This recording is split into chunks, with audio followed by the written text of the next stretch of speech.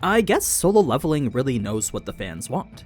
What could have been an emotional scene highlighting what's at stake and the diminishing faith Korea has in its hunters was instead a Sakuga-filled anime original scene of Cha fighting the Ant Queen. Both would have been pretty awesome, but you know as much as I do, one appeals more to the mainstream than the other. That being the case, allow me to build up that tension and set the tone for you, since a lot of the little scenes which do exactly that were left out. We'll also go through how it is the raid really went down, since there's a bit more to be said from both the Korean and Japanese side. So, just as we do every week, here's everything that didn't make it into the anime. All the extra details to make your solo leveling experience a more complete one. Now, if you want some high quality streetwear to make your wardrobe more complete, there's only a few days left to secure the new designs we cooked up. We're closing the store for good on Monday, so if you were interested in any of these subtle nods to solo leveling, be sure to get one now before they're gone forever. They're all sourced locally and made in-house, so you can trust the material, print quality, and durability are the best they can be. So, whether it's Iron's shield, Igris's sword, or Sung's daggers, you can carry that Shadow Army aesthetic pretty much anywhere. Just click the link down below to check them out. But anyway, episode 23. It's going to get even more intense, covering chapters 96 to 100 from the manhwa and chapters 115 to 118 from the web novel. Let's start things off at the beginning of Raid Day, where numerous warships would be deployed all from the coasts of China, Taiwan, Japan, and Korea. Despite half those countries not being involved, it seems others were preparing for the worst. Korea naturally had several contingencies in place too, part of which was the large number of hunters stationed to the south. They were ready for any ants that might have fled to the mainland. This is because, even in the case of a successful mission, there was a good chance at least a few ants would find their way there. So, with the number of hunters it required to take out just one, sending multiple strike squads south certainly wasn't overly precautious at all. Multiple other strike squads were stationed to defend national territory, each consisting of one B-rank leader, 3 C ranks, then over 10 D and E ranks. They were groups comprised of both active and retired hunters. There were even those who awakened yet chose not to become hunters. All in all, it was a force totaling 5,000, so out of the 50,000 awakened that currently reside in Korea, that meant 1/10 of them showed up to defend their country. A lot of these volunteers are people like the cameraman, who's a good example of someone who awakened yet chose not to become a hunter. They're people who live a normal life due to raids just not being for them. For the main squad currently flying to Jeju Island, Guildmaster Ma was chosen as their leader. He was incredibly honored to be fighting alongside the people he was, because he knew he'd never be able to raid with such capable hunters again. It was while on the helicopter that Cha would ask Beck if he knew why Sung declined, a question to which he obviously said no. When Beck then asked why it was she wanted to know, a rare flustered Cha would answer no reason in particular. Shortly after is when the raid would commence, leading a small number of ants to attack the helicopter. Since not every ant was capable of flight, there were only 7 who had come out to meet them. The thing is, Choi's fire wasn't actually enough to kill them. Yes, it was capable of burning away their wings, but the fact it couldn't one-shot them was a little concerning. It showed him that if he really wanted to incinerate them, then a lot more firepower was necessary. These evolved ants were no longer as easy to kill as they were in the last raid. It's then that Choi would jump into the ant tunnels first, clearing all nearby enemies with a massive AoE burst upon landing. As if skydiving hands in pocket wasn't aura enough, Choi's one-liner after definitely was. So if you didn't have an appreciation for Choi before, then these 2 panels together should change that. For the Japan squads who'd been fighting for about 10 minutes now, it was about time to initiate the next phase of their plan. The intended retreat, which would send every single ant back into the tunnels. It was right as Goto was about to give the order, though, that Team C's lack of comms would prevent him. There was a chance it was simply due to equipment failure, but considering the number of checks done to them beforehand, it was very unlikely that that was what was happening.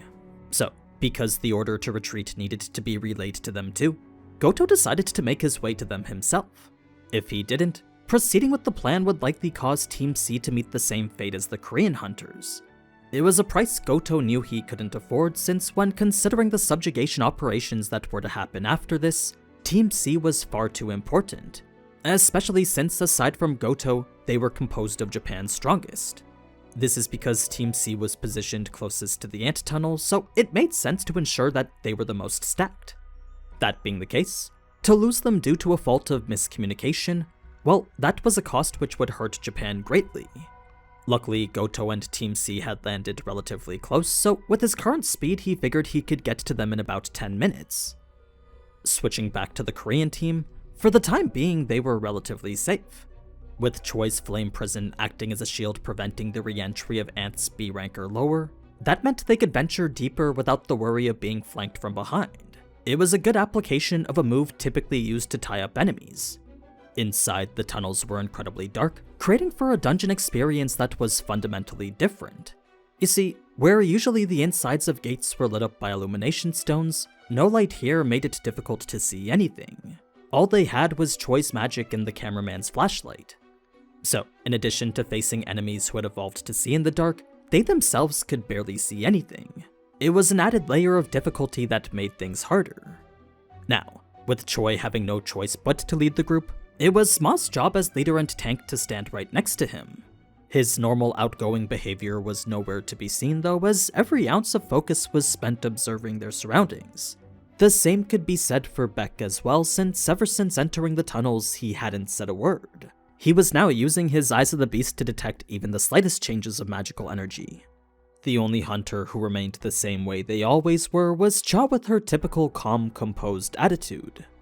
It was once they arrived at the egg chamber that the ants they fought here were simply the nursery guards. They were lesser evolved versions of the ants that were now the Queen's Guards. This brings us back to the Japanese side, where Goto would arrive at Team C's Massacre. The novel didn't describe how said massacre happened, but when compared to the manhwa, the anime was a perfect execution of their executions. Now, you might be wondering how it is Kenzo got injured before this, but it was simply because the ants were more organized than he thought. By attacking with military tactics and flying in a battle formation, the intelligence they exhibited was far beyond what he was expecting. It was another example highlighting the ants' crazy evolution. Now, it was in the novel that Team C actually had 5 S ranks, since the overall strike force was all 20 of Japan's S rank hunters. That being the case, the fact all 5 were killed regardless made their executions all the more worrying. Their bodies didn't indicate any sort of battle either, so where Goto's teammates assumed it was a fight involving multiple ants, Goto immediately knew it was one. The lack of ant corpses made such a conclusion clear. Their eaten heads also indicated the same cause of death, so when combining that with the fact that this was the work of only one monster, the conclusion Goto came to was that this had to have been done by the raid boss. He would then call headquarters and ask for the location of the Queen, wanting to confirm whether his suspicion was true or not. You see, with Japan being one of 3 countries possessing a satellite equipped with magic energy detection technologies, it was very easy to pinpoint where exactly the Queen was whenever they wanted. It was when headquarters revealed the Queen was still in the tunnels that Goto would panic and order every Japanese hunter off the island immediately. Reason being that the annihilation of 5 of their best hunters from one unknown enemy was far beyond any of their expectations. Yes, they did plan for all sorts of possibilities and variables, but whatever this was far past the scope of any of it. That's when Goto would remember something odd reported to him 4 months ago, involving the Ant Queen and a change in her power levels. Since she was being monitored 24/7, Japan was able to clearly see when its energy levels changed. That being the case, when a massive decline in her emissions was detected almost 4 months ago, Japan's best researchers deemed this the Queen's lifespan coming to its end. With its detected magical energy less than half of what it usually was, this was the only conclusion they could come to.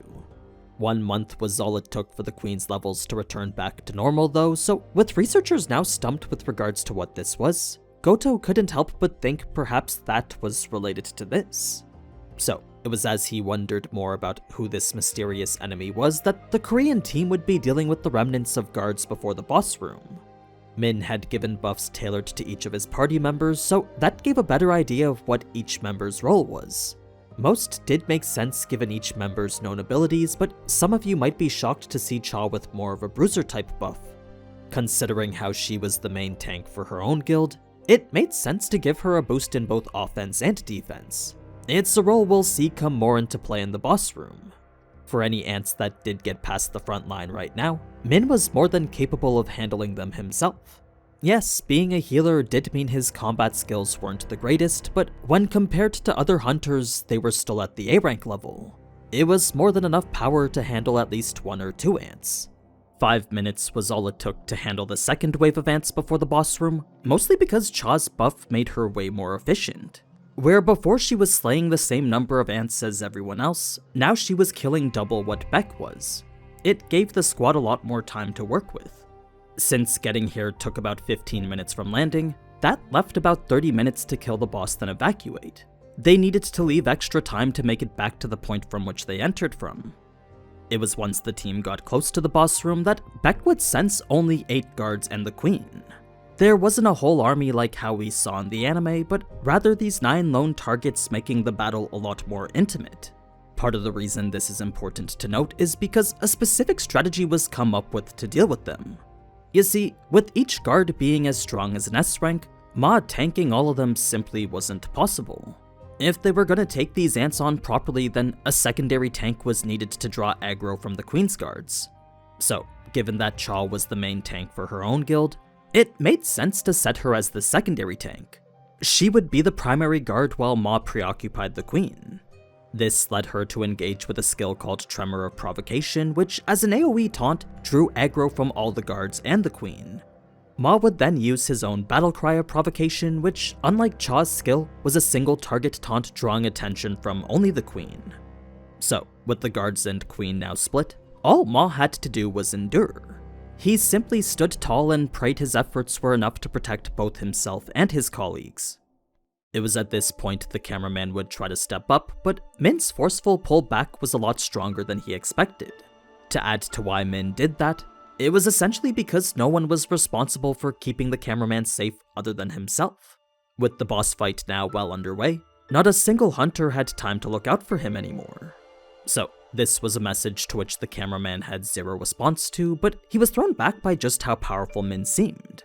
Though physically he was the weakest S rank, not only did his aura completely overwhelm his own, but his strength was many levels greater as well. It made clear the difference between an S rank and an A rank.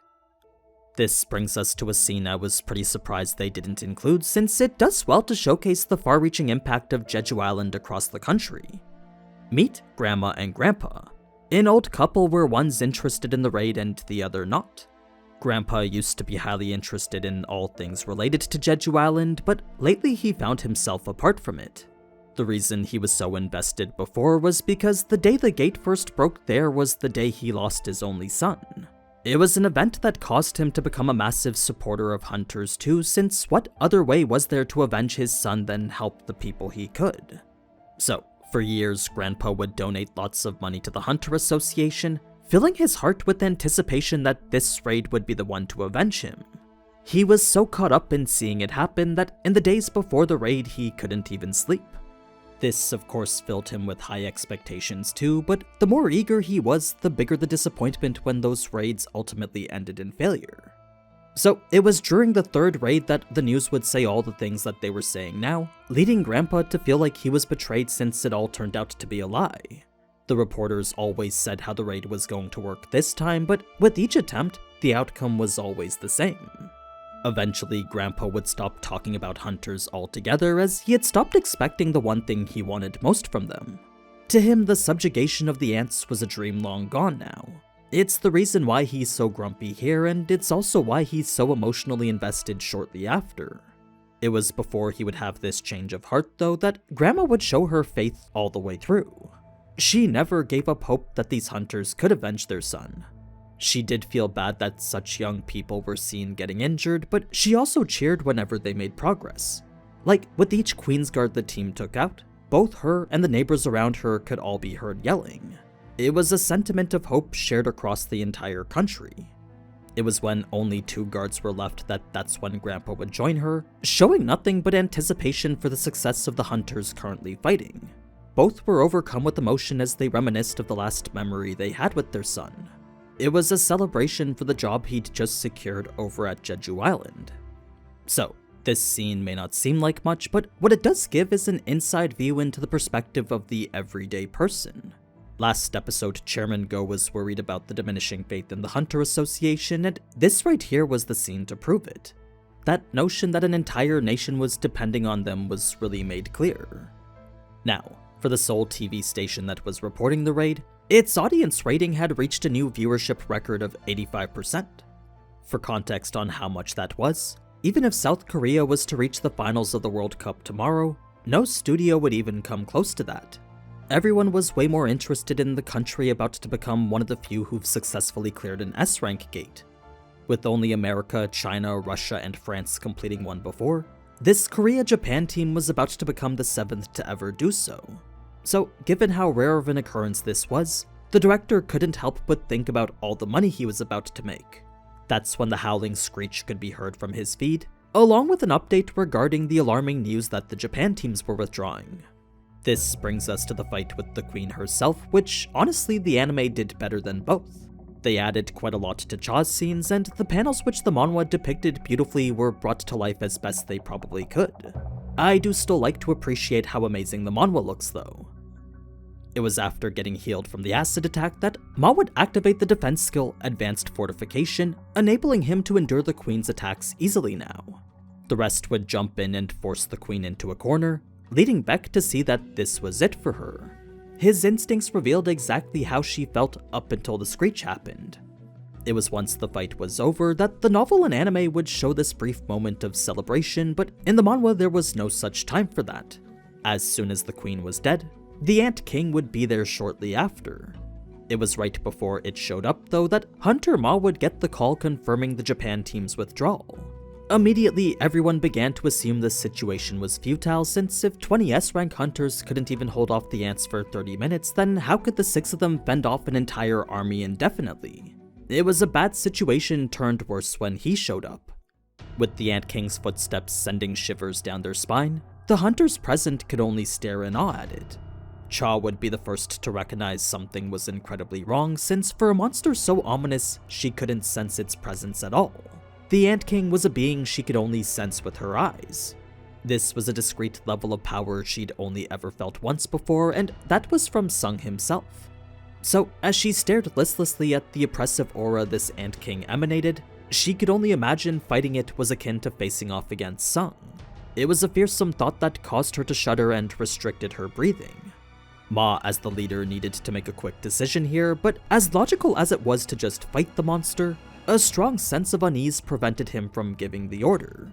It was when he finally overcame every basic instinct telling him to run that the Ant King had already gotten behind him. In a flash, it moved to the Queen without a single hunter noticing. It was speed that confirmed this was in fact a threat unlike any they'd ever faced before. So, it didn't simply walk like how we saw in the anime, and it didn't eat the Ant Queen either. It instead roared so menacingly it brought everyone to their knees. It's not clear whether this was an attack or not, but the sheer intensity of it was enough to paralyze everyone. Only Cha remained standing, albeit just barely. That's when the Ant King would choose to focus her, striking her on the side of the head and rendering her unconscious. The rest of the fight is depicted very faithfully to the manhwa, but does differ slightly when it comes to the novel. So, as shocking as it was to see Cha removed from the fight instantly, every hunter present knew the longer they hesitated, the less likely it was for them to survive. It was a mindset that led Ma to grab the Ant King with a bear hug, restricting its movements until his opponent would sever his arms from the inside. It was then Beck knew he had to intervene, because to not do so now meant Ma would have been killed right there. This forced the Ant King to switch his targets, defeating everyone until Ma would enter again. Turns out the others had been healed too, so every hunter minus Cha got to get a beatdown a second time. It was once Ma had returned for the third that finally the Ant King would clue into the existence of a healer. You see, Min's camouflage was working perfectly. The Ant King truly had no idea where he was, but now that he knew Min was around, there were several ideas it had to work around it, one of which was to use Ma as bait. So, the Ant King decided to constantly damage him by giving him the Loki treatment, but held back just enough in order to keep him alive. That way it would look as if he was about to kill him, forcing Min to have to heal Ma over and over again. This created for a constant output of healing magic, from which the Ant King could then pinpoint Min's location. You see, Small bursts made it impossible to hone in on where it was coming from, but a steady stream of magic would eventually become perceptible to anyone. This would be how the Ant King found Min, ultimately leading to his death. Eating his head then allowed it to gain Min's strength and knowledge, which is a topic I'll actually cover in an extra cut content video. The way this monster became the Ant King is actually a small side topic of its own. Now, it was when the Ant King asked Beck where the Human King was that in the novel Beck would straight up out Goto and say he was outside. As cowardly as it was, Beck had no choice but to use Goto as a means to buy time for him and his teammates. Now, considering how the outcome of Goto's fight is still inconclusive, I'll wait till next week to talk about how that went. If you're wondering why Goto decided to call himself the king though, you'd be surprised to know it wasn't entirely out of hubris. It was actually a firm belief that stemmed out of a position he planned to hold in the future. Since Japan's true plans were to subjugate Korea and create an empire, Goto knew the only viable person to assume that throne was him. So when he really thought about what it was the Ant King was asking, Goto had no problem confirming he was the king. To him, he had every right to say he was. It was only a matter of time before such a position was solidified as truth. At least that's what he thought anyway. But yeah, that's pretty much it for this episode. Don't forget to check out the Solo Leveling merch and be sure to subscribe if you want to see more. Until next time though, ciao.